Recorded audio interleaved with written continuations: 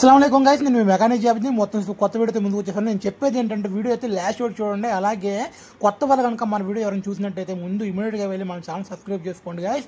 ఇంకా మన ఛానల్లో మంచి మంచి వీడియోస్, ఇంకా కంటెంట్ ఉన్న వీడియోస్ చాలా ఉన్నాయి. ఒక్కసారి వెళ్ళి చూడండి.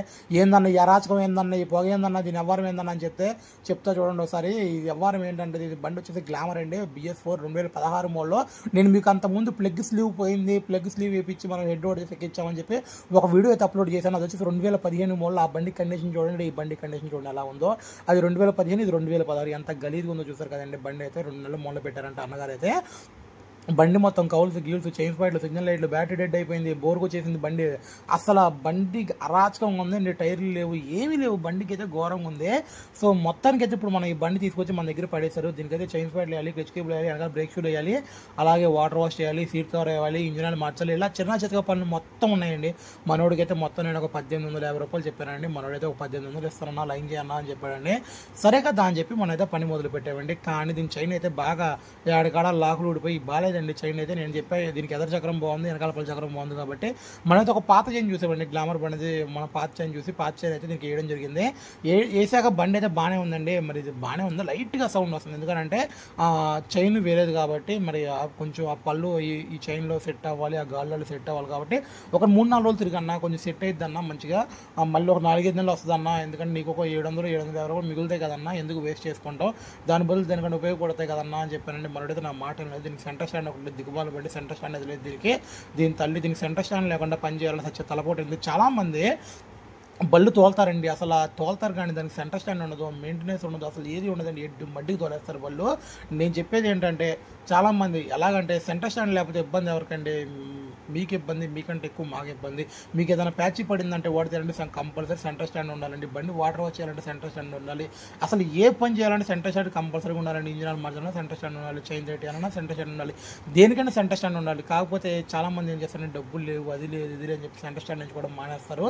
కానీ మాకైతే దోలు తీరిపోతుందండి. ఏడైతే సెంటర్ స్టాండ్ లేకుండా బళ్ళు అలాగే తిరుగుతూ ఉంటారు. మీకేం అర్థం కావట్లా, మాకు దోలు తీరిపోతుంది. కూలి పనులు చేసుకుంటే వాళ్ళు, లేకపోతే వ్యవసాయం చేసుకుంటే వాళ్ళు కూడా ఇబ్బందే కదండి. గడ్డి మూపులు, ఆ మూపులు, ఈ మూపులు తెచ్చుకోవాలంటే, పొలాలు తెచ్చుకోవాలంటే ఇబ్బంది. కానీ సెంటర్ స్టాండ్ లేకుండా అలాగే తిరిగేస్తారు. ఏందన్నా వేయించుకోన్నా అంటే డబ్బులు లేవంటారు. ఏందో నాకైతే అర్థం కాదు. దీనికైతే మొత్తానికి డోర్లు ఆడకాడ పగిలిపోయినాయి, కౌల్స్ మొత్తం పగిలిపోయినాయి కదా. దీనికైతే నేను క్లాంప్ సెట్టింగ్ చేశానండి. నెంబర్ 1 అసలు ఒరిజినాలిటీ కంటే చాలా బాగా వచ్చింది. అసలు ఏడ పోగట్లేదు, ఏడ జంకట్లేదు, నెంబర్ 1 ఉంది. దీనికైతే మరి చైన్ స్పాట్ ఎందుకని చెప్పి నేనైతే పాచ్ చేయలేసారండి. మనోడికి అయితే నచ్చలేదు.